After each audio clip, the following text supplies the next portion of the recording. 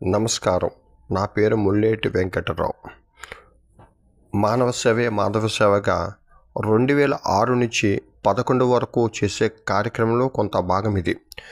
దీనిలో ముఖ్యంగా చేతి వృత్తులు అంతరించిపోకుండా చేతి వృత్తులపై అనుభవం ఉన్నవారిని తీసుకొని జీవన ఉపాధి సమస్యగా ఉన్నవారికి, నిరక్షరాస్యులకు, ఉపాధి వారికి అన్వేషించే వారికి ఈ చేతి వృత్తులు నేర్పించి వారి ద్వారా స్వయం ఉపాధిగా స్థాపించితే వారు బ్రతుకుతూ మరో 10 మందికి ఉపాధి మార్గం చూపగలుగుతారనే ఆలోచనతోనే ఈ చేతి వృత్తులు బడిగా స్థాపించడం జరిగింది.